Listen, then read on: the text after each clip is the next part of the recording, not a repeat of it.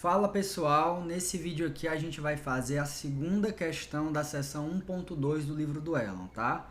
Questãozinha aqui bem legal, certo? Bem conhecida, tá? Olha só. Seja P de x o conjunto cujos elementos são os subconjuntos de x. Ou seja, é o conjunto das partes de x, certo? E aí o que é pra gente provar? Ó?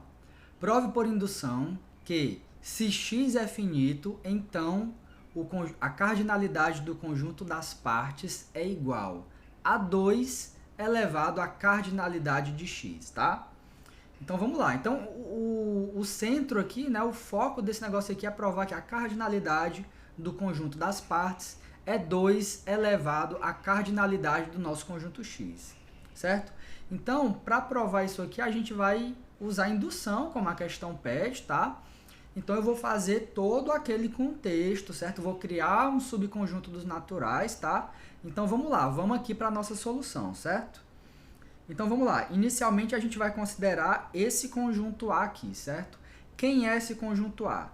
É o conjunto dos números naturais que satisfazem essa propriedade que a gente quer provar, né? Conjunto dos números naturais, tais que...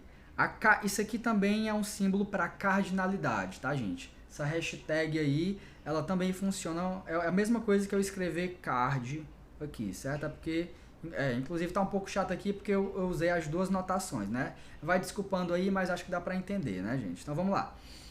O conjunto dos números naturais, tais que a cardinalidade do conjunto das partes de um conjunto é igual a 2 elevado a n, sempre que a cardinalidade do conjunto que eu estiver considerando é o n.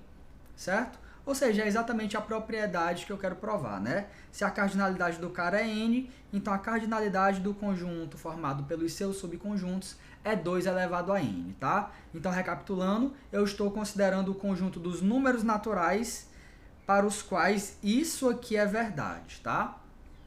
Ok, então a gente vai mostrar que isso é verdade para todos os números naturais. Vamos usar o axioma de indução. Então, a primeira coisa que a gente faz é verificar que o 1 está nesse conjunto. Ou seja, o que a gente vai fazer? A gente considera um conjunto que tem somente um elemento, né? Considera um conjunto de cardinalidade 1. Sendo assim, quais vão ser os subconjuntos desse conjunto? Só vai ter dois. O vazio, tá? Muito cuidado para não esquecer do conjunto vazio.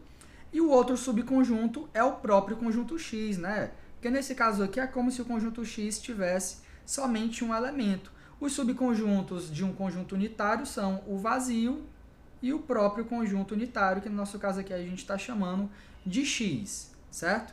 Então, a conclusão é que a cardinalidade aqui do conjunto das partes é 2, né? Que a gente pode escrever como 2 elevado a 1. Então, o número 1, ele satisfaz isso aqui, né? Sempre que a cardinalidade do conjunto é 1, então a cardinalidade do conjunto das partes é igual a 2 elevado a 1, ou seja, 2, certo? Ok. Agora a gente vai para a segunda parte aqui da solução, né? O que a gente vai fazer? A gente considera um número natural que está no nosso subconjunto, certo? E qual que é o nosso intuito? O nosso intuito é mostrar que o sucessor dele está aqui no nosso conjunto, certo? Então, se a gente quer mostrar que esse cara está no conjunto, o que a gente tem que fazer? A gente tem que mostrar que ele satisfaz a nossa propriedade aqui, certo? Para mostrar que ele satisfaz essa propriedade, o que eu vou fazer? Vou considerar aqui um conjunto y que tenha n mais 1 elementos. E a minha missão é mostrar que a cardinalidade do conjunto das partes de y tem 2 elevado a n mais 1 elementos, certo? 2 elevado a n mais 1. Ou seja, que esse camarada aqui tem essa quantidade de subconjuntos, tá bom? Beleza, então vamos lá. Para fazer isso, a gente vai destacar um elemento aqui do conjunto y, que a gente chamou de y0, tá? Para que a gente vai fazer isso? A gente vai fazer isso para dividir os subconjuntos de y em duas classes, tá? Olha só, vamos separar os subconjuntos de y em dois tipos. Que tipos são esses? Primeiro, são aqueles subconjuntos que contêm esse elemento que eu destaquei, certo? E a outra classe é a classe dos subconjuntos de y que não contém o elemento y0, certo? Então, claro, né? Vamos lá, deixa eu continuar aqui que eu vou explicar isso depois. Beleza, feita essa separação, o que a gente tem? A gente tem que o conjunto de todos os subconjuntos de y, obviamente, vai ser composta por essas duas classes de subconjuntos. A primeira classe é formada por aqueles subconjuntos que contêm o y0 e a outra por aqueles subconjuntos que não contêm o y0, tá? Uma observação importante aqui é o seguinte, é claro, tá, gente, que F1 e F2 são disjuntos, ou seja, não existe nenhum subconjunto de y que está em F1 e em F2 ao mesmo tempo, porque não tem como um subconjunto conter e não conter o y0 ao mesmo tempo, tá? Certo? A gente vai usar isso fortemente no final da demonstração, tá? Ok. Agora o que a gente vai fazer? A gente vai em busca de encontrar as cardinalidades desses caras e depois a gente vai usar um dos itens do exercício anterior, né? Que falava da cardinalidade da união, certo? Você lembra lá, né? Beleza, então vamos lá, vamos encontrar aqui a cardinalidade do F2 primeiro, certo? Então vamos lá, quem é o F2? O F2 é formado pelos subconjuntos de y que não contém o y0. Ou seja, isso é a mesma coisa que você olhar para os subconjuntos desse rapaz aqui, y menos y0, tá? Certo? De novo, repetindo. Subconjuntos de y que não contém o y0 é a mesma coisa dos subconjuntos de y menos y0, tá? Se for necessário, pausa o vídeo, dá uma pensadinha, tá? Porque você só ouvir é um pouco complicado, mas isso aqui é claro, tá, gente? É claro. Beleza. Então, sabendo disso aqui, o que a gente tem? A gente sabe que a cardinalidade de y é n mais 1. Só que aqui eu estou tirando um elemento. Então, quem é a cardinalidade desse camarada aqui? A cardinalidade dele vai ser n, certo? E aí, a gente vai usar a nossa hipótese de indução. Enfim, a gente vai usar na realidade o fato de que o n está em A, né? Certo? O que significa o n está em A? Significa que qualquer conjunto que tem cardinalidade n, eu posso concluir que o seu conjunto das partes tem 2 elevado a n elementos, certo? Então aqui eu vou usar o fato de que o n está no nosso conjunto A, né? É a nossa hipótese de indução, a gente gosta de chamar assim, e aí a gente conclui que a cardinalidade do conjunto das partes desse camarada aqui é 2 elevado a n, tá? E como a gente tinha analisado antes, né, os subconjuntos desse cara aqui, olhar para os subconjuntos desse camarada aqui é a mesma coisa que olhar para os subconjuntos de y que não contém o y0. Ou seja, é a mesma coisa que olhar para F2, uma vez que F2 é o conjunto formado pelos subconjuntos de y que não contém y0, tá? Ou seja, eu já encontrei a cardinalidade desse camarada aqui, certo? A cardinalidade dele é igual a n, tá? Então, falta eu encontrar a cardinalidade de F1. Para encontrar a cardinalidade de F1, o que eu vou fazer? Eu vou montar uma bijeção de F2 para F1. Se nós temos dois conjuntos finitos, que tem uma bijeção entre eles, então a cardinalidade deles é igual, tá? Eu poderia até fazer isso um pouco mais detalhado, provando essa afirmação que eu estou falando, tá? Mas aí o vídeo ficaria muito grande e eu acredito que vocês já entendem isso, né? Se você tem um subconjunto finito e uma bijeção desse subconjunto finito para outro conjunto, então esses dois conjuntos vão ter a mesma cardinalidade, né? Os dois vão ser finitos, inclusive, tá bom? Ok, então vamos lá. A gente vai considerar essa função aqui e vamos mostrar que ela é uma bijeção, tá? Uma função que sai dos subconjuntos de y que não contém o y0 para os subconjuntos de y que contém o y0, tá? E como é que essa função ela funciona? Ela funciona dessa forma. Ela vai pegar um subconjunto de y que não tem o y0 e vai colocar o y0 lá. Depois que você coloca o y0, o resultado passa a ser um subconjunto de y que contém o y0, né? Então, essa função está bem definida. Vamos entender por que ela é uma bijeção, tá? Primeiro, vamos ver que ela é sobrejetiva. O que eu tenho que fazer?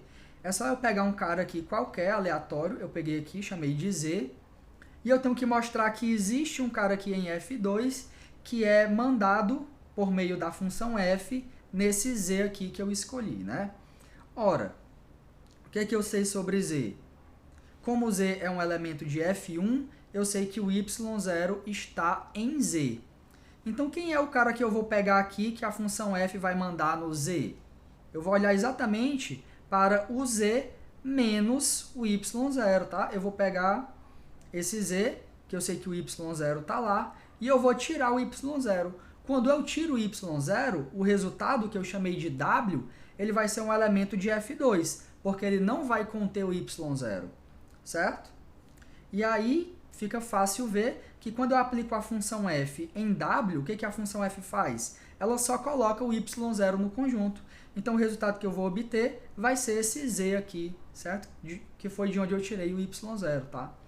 Então, fica claro que a gente consegue obter aí, né, um w que, por meio da função f, a gente consegue atingir o z que a gente pegou em f1, tá bom? Agora, por que essa função ela é injetiva, né? A gente já sabe que ela é sobrejetiva. Por que ela é injetiva? Vamos provar. Como é que prova que uma função é injetiva? Pega dois elementos do domínio, dois elementos distintos, tá? E prova que as imagens são distintas, né? Então, vamos lá. Como esses dois camaradas, né, tanto o W1 como o W2 estão em F2, então a gente sabe que o Y0 ele não está nem em W1 e nem em W2. Ou seja, esses dois conjuntos eles são distintos, certo? Mas a diferença entre esses dois conjuntos não tem a ver com o Y0. É por isso que quando eu adiciono o Y0 nesses dois conjuntos, a minha diferença permanece, tá? Porque a diferença entre esses conjuntos não depende do W0, certo? Eles são dois conjuntos que não contêm... W0 não, desculpa, Y0. Eles não contêm o Y0. Então, eles já são diferentes um do outro, antes de ter o Y0. Quando eu adiciono o Y0, isso não vai mudar, certo? Só que quem é esse camarada e quem é esse camarada? Isso são exatamente f de W1 e f de W2. Ou seja, se eu pego dois caras distintos em F2, as imagens deles são distintas, tá? Ou seja, provei que a minha função é injetiva, certo? Como ela é sobrejetiva e injetiva, ela é uma bijeção. Então, a cardinalidade do F1 vai ser igual à cardinalidade do F2. Ou seja, vai ser 2 elevado a n também, certo? E aí é só a gente concluir, né?